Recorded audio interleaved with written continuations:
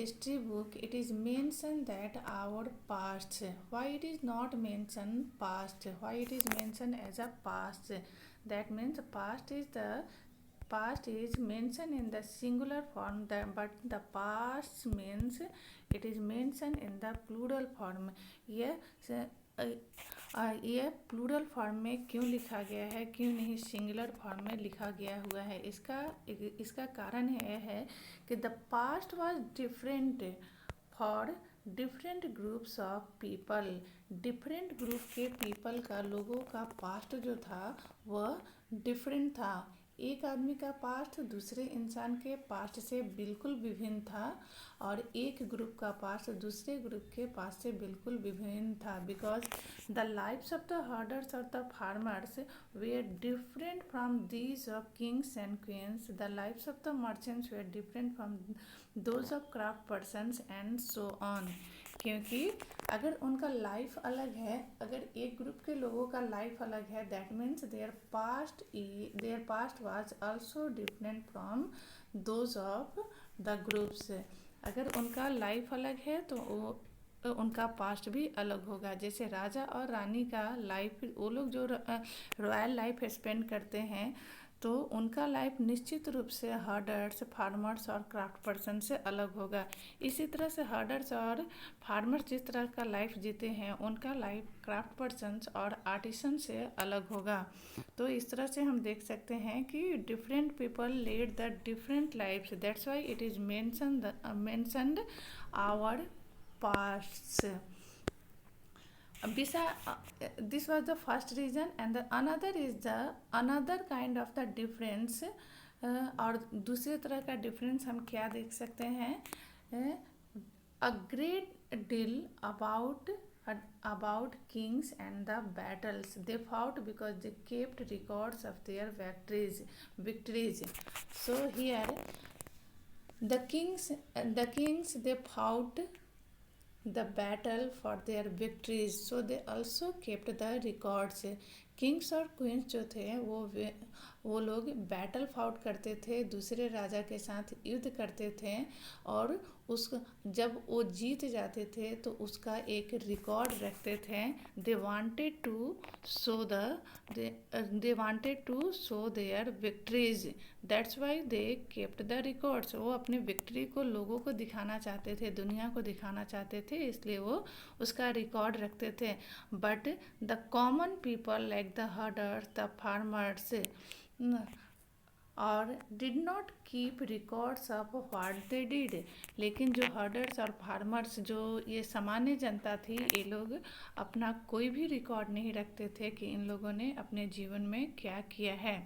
So this is the another reason why the lifes of the different group is different. तो अलग अलग group के लोगों का लाइफ अलग था, and thus their past was also different. इसीलिए उनका पास्ट भी डिफरेंट था। That's why it is mention not as a past, it is mentioned pasts in the plural form of past. Our next topic is what do date means. Date का क्या मतलब होता है? तो यहाँ हम देखेंगे कि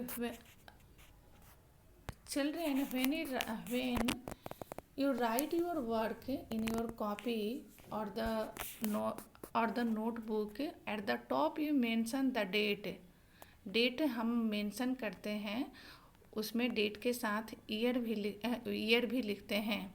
सो ये जब डेट और ईयर हम लिखते हैं तो it is very helpful to know about that the in which year we have written, और इन व्हाट डेट, किस ईयर को हमने ये चीज़ लिखी हैं और उसका डेट क्या था।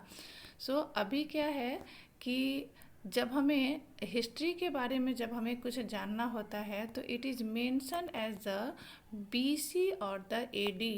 BC that means BC and AD। BC that means before Christ that means ईसा के जन्म से पहले, before the birth of Jesus Christ.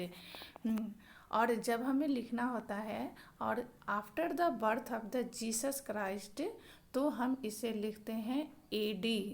जैसे अभी अगर हमें लिखना होगा 2020, तो हम ये लिखेंगे AD 2020. सो AD 2020, इसका मतलब after the birth of the Jesus Christ. ये जो ईयर शुरू होता है जीसस क्राइस्ट के बर्थ के बाद. I think you all know about that the Jesus Christ, he was the founder of the Christianity, और क्रिश्चियंस इनकी पूजा करते हैं.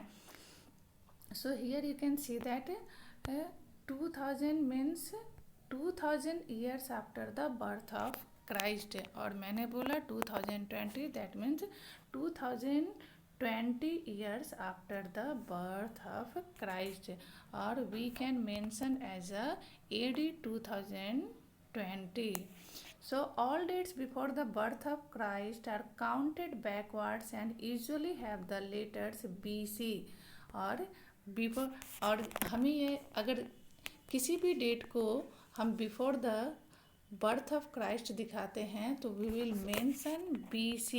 दैट मीन्स अगर मान लेते हैं 24 ईसा के जन्म से 24 ईयर्स पहले, दैट मीन्स 24 BC, तो इसे हम लिख कर दिखाएंगे BC 24.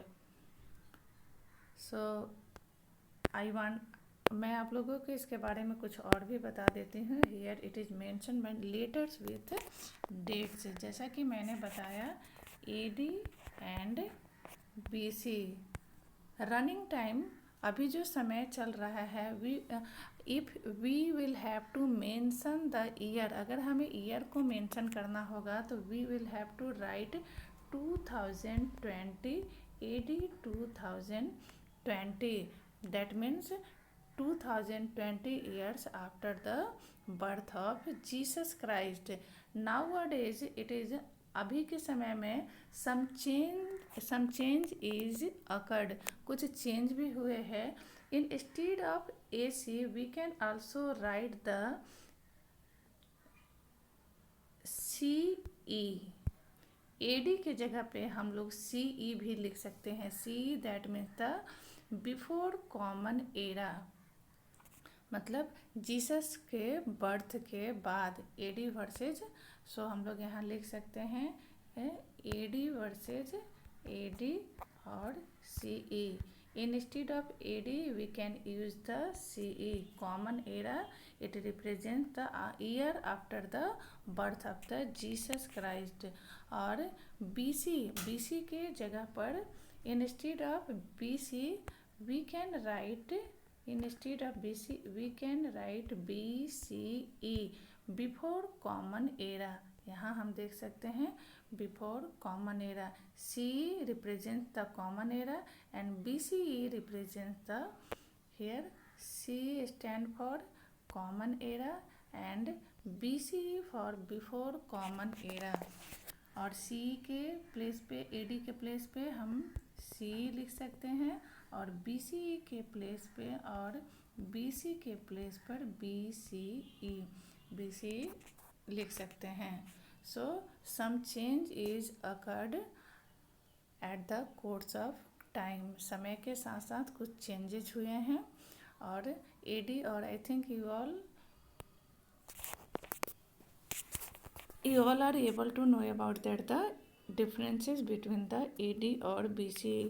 आप सभी लोग समझ गए होंगे कि AD और BC में क्या डिफरेंस है और इसे कैसे रिप्रेजेंट करना है. और AD के प्लेस पे हम CE को भी रिप्रेजेंट करते हैं. अभी के समय में कुछ चेंजेस हुए हैं.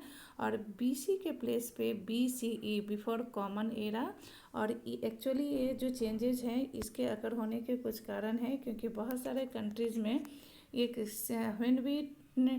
When we tell BC before Christ, तो ये एक पर्टिकुलर रिलीजन को भी दिखाता है जो कि क्रिश्चियनिटी से बिलोंग करता है. इसीलिए इसे BC न करके बिफोर कॉमन एरा के नाम से भी रिप्रेजेंट किया गया है, जिससे कि ये सभी लोग इसको सभी कंट्री, वर्ल्ड की जितनी भी कंट्री है, इजीली एक्सेप्ट कर सके.